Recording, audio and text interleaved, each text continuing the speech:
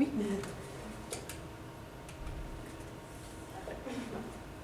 Donc, on sait, dans les dernières années, on utilise de plus en plus les technologies.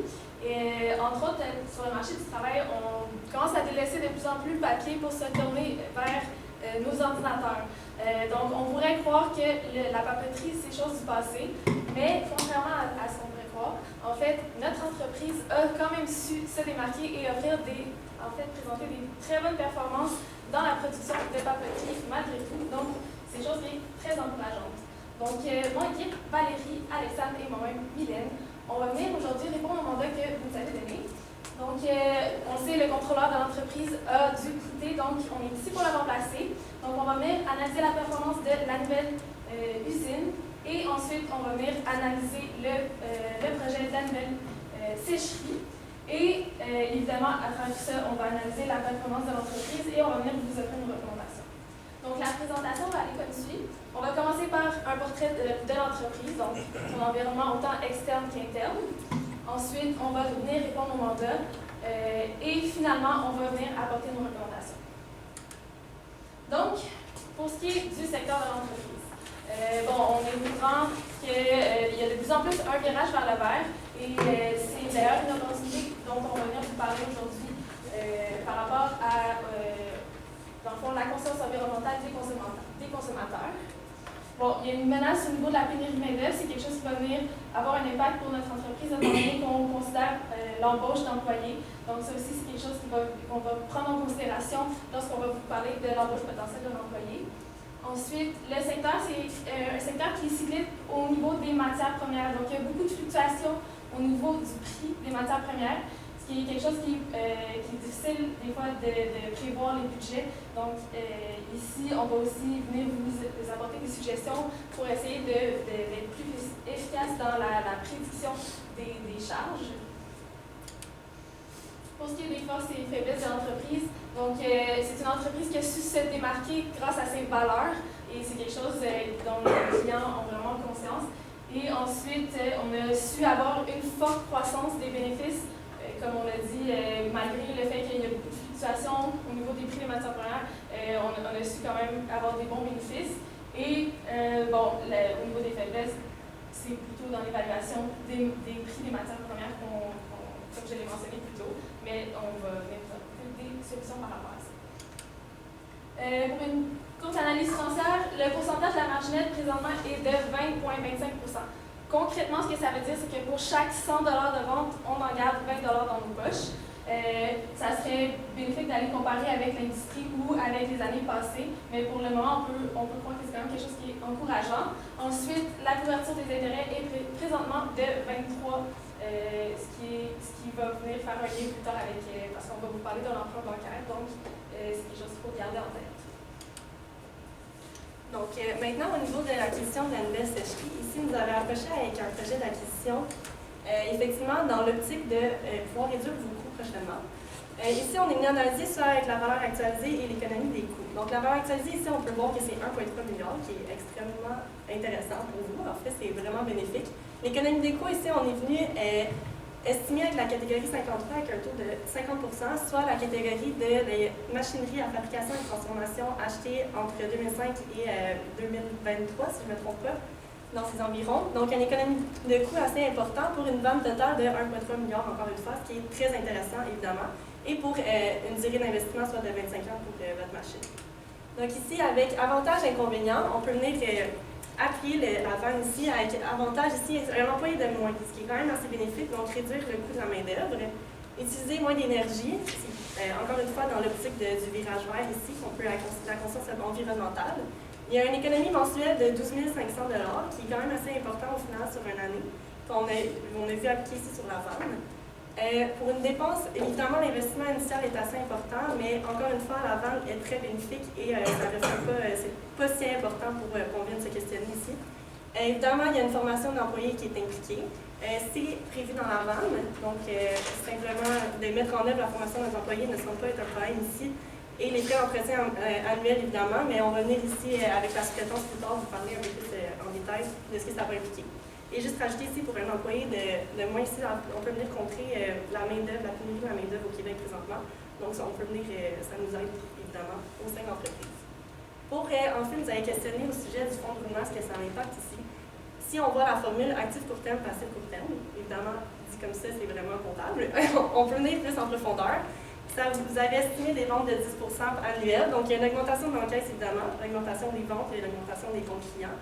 Donc, il y a une augmentation au total des actifs à court terme. Évidemment, ici, il y a une diminution du salaire à payer, désolé, vu l'employé de moins avec l'acquisition de la machine. Et évidemment, une augmentation des comptes fournisseurs, vu qu'il y a une production davantage de produits. Donc, au total, ici, on estime qu'il y aurait une augmentation de fonds de roulement qui est vraiment intéressante pour vous, encore une fois. Petite particularité ici, vous avez mentionné que c'est seulement à partir de 2021 que votre machine va être mise en œuvre.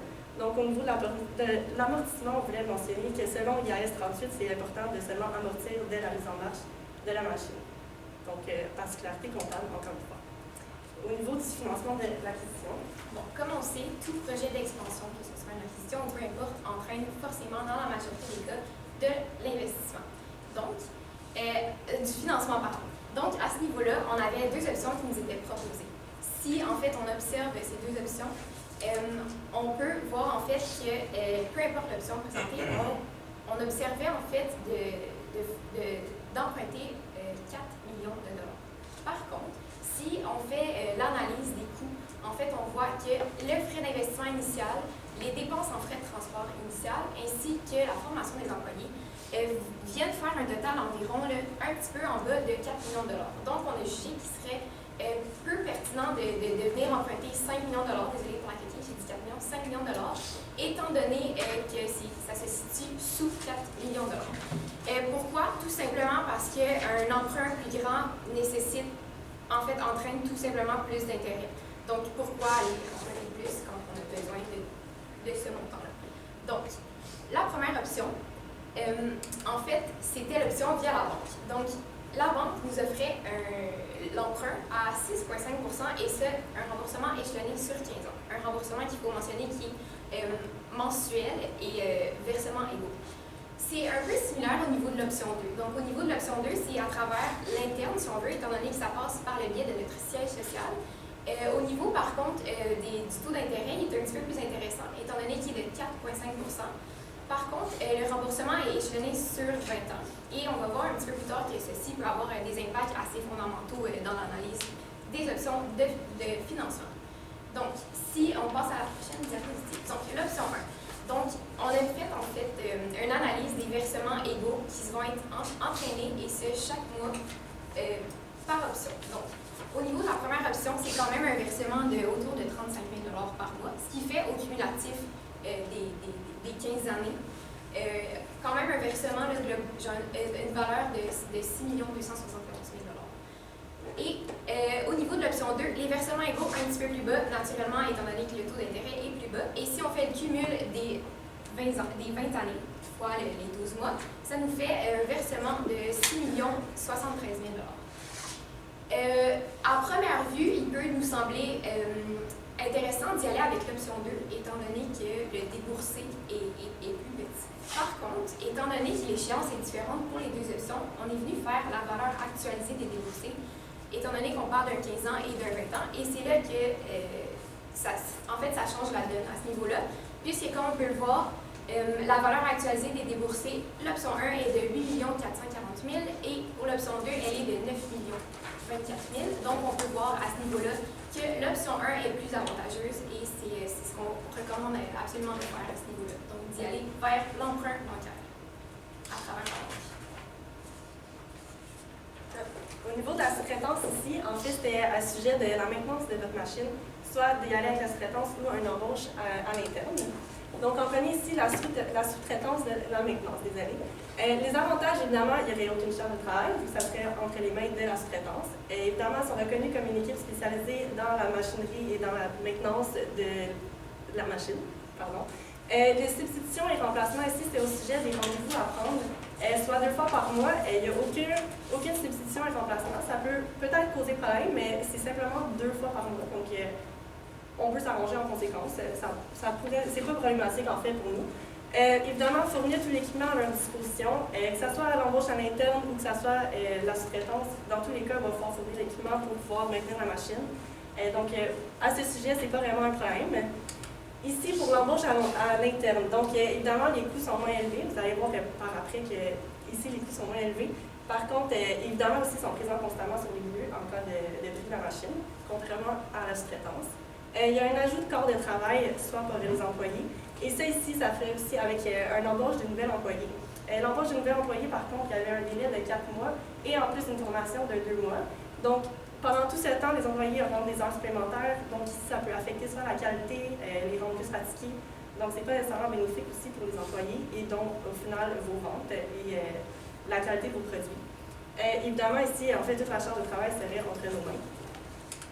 Et en fait, juste pour ajouter, évidemment, ça peut sembler plus intéressant d'y aller à l'interne, mais si on constate que les employés ont déjà beaucoup de charges de travail présentement, et en fait, c'est ça. Donc, ça serait mieux de ne pas trop les fatiguer et d'y aller, évidemment, avec la sous-traitance, d'où la proposition que Mylène va parler ici. Oui, donc, si on regarde au niveau monétaire, en fait, la sous-traitance vient nous ajouter une charge additionnelle de 43 000 $ par année. Pour ce qui est de l'embauche, la première année, ça vient ajouter une charge additionnelle de 42 000 $ parce que là, ici, on inclut les heures supplémentaires des employés et la formation du nouvel employé. Puis, pour les prochaines années, ce serait une charge additionnelle de 40 000 $. Donc, encore une fois, au niveau monétaire, bon, c'est assez semblable. Donc, pour prendre la décision, on est allé plus avec les aspects qualitatifs que quantitatifs.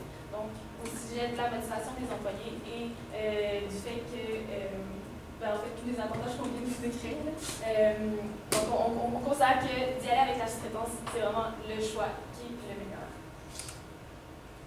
Donc, maintenant, au sujet de l'usine de Lévis, vous avez suivi soit la nouvelle direction à travers l'entreprise.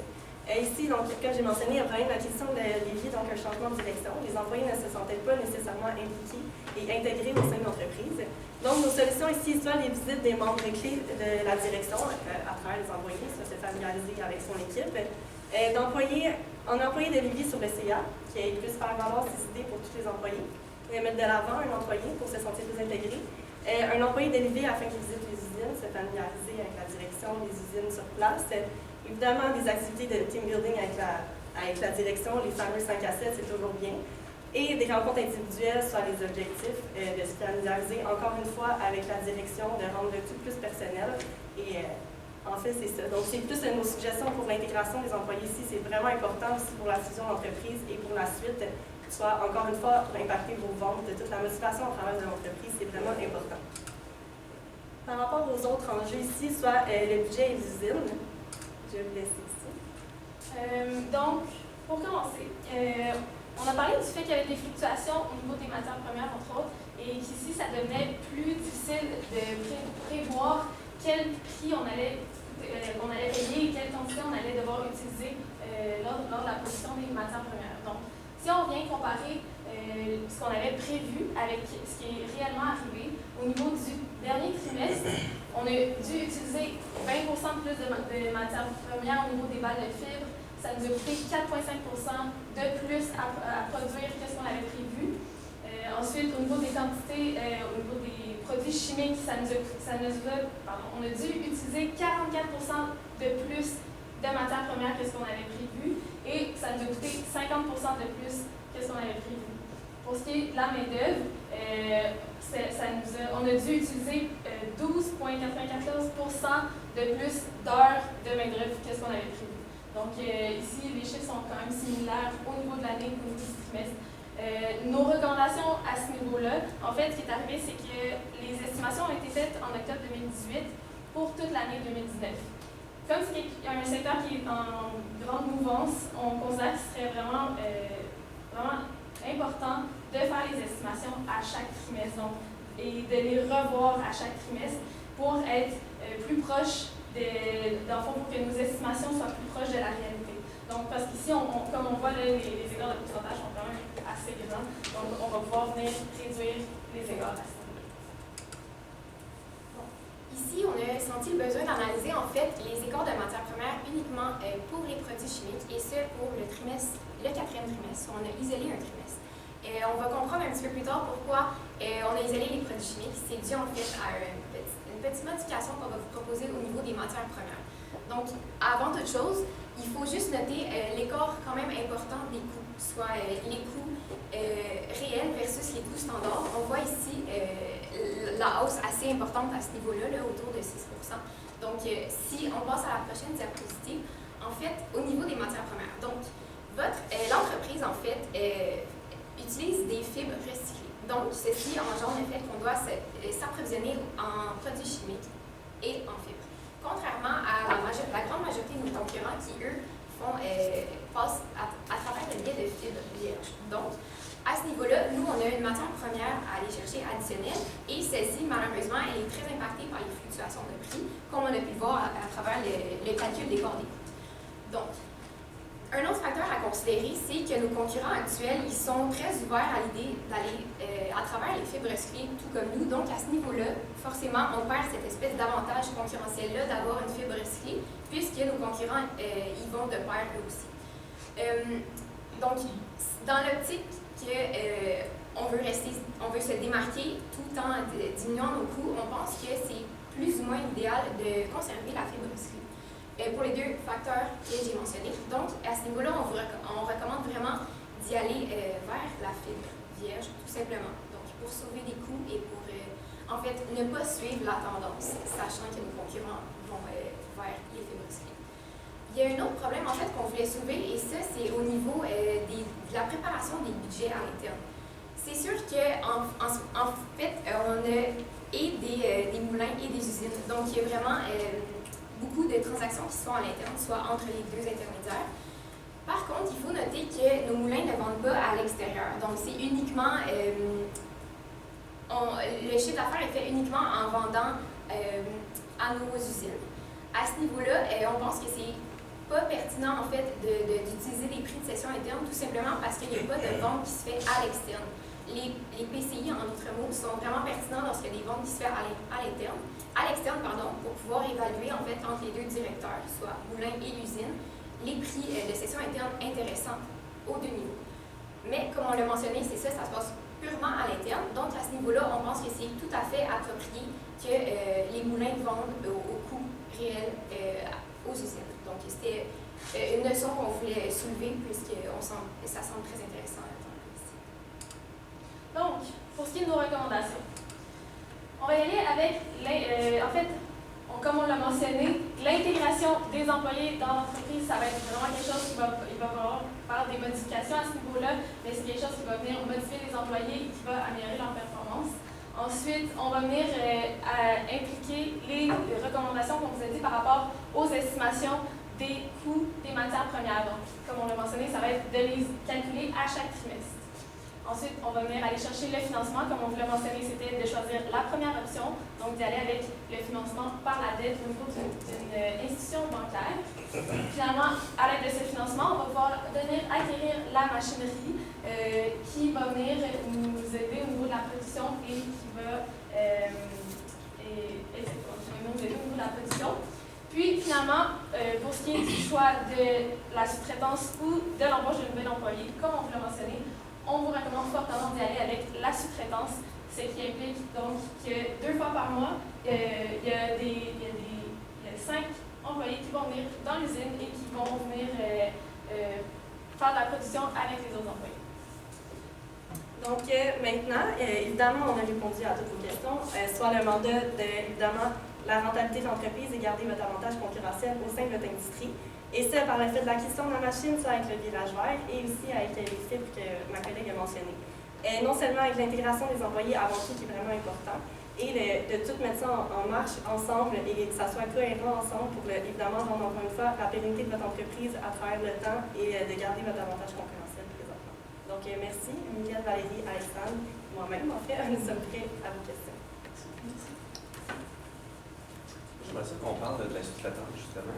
On a deux options, là. C'était la slide 17. On a deux options, hein. Un, ils viennent 2 fois par mois, ou l'autre, vraiment, on trouve quelqu'un, on forme cette personne-là est là à temps plein.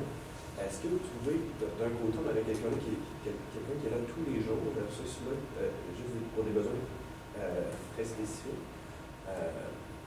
pensez pas que si on va vraiment avec la sous-traitance, on risque d'avoir des besoins qui ne seront pas traités, puis ça risque de poser des bris machines?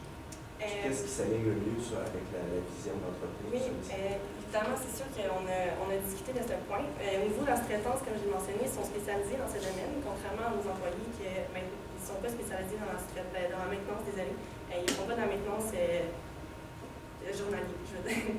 Donc, au niveau, évidemment, encore une fois, ils sont spécialisés et simplement avoir de la communication entre les employés et la sous-traitance. Dès qu'ils viennent de pouvoir dresser une liste des problèmes qu'il y a présentement, dès que la sous-traitance arrive, ils regardent la liste, qu'est-ce qui ne marche pas, et de simplement faire emploi, donc de la maintenance en plus. Donc, en gros, c'est vraiment le problème de spécialiser. Oui, ils sont sur place, c'est sûr que c'est plus rapide, ils sont plus en contact avec les machines, mais la communication, ça serait vraiment important, et non seulement de la spécialisation qu'ils peuvent apporter ici la sous-traitance.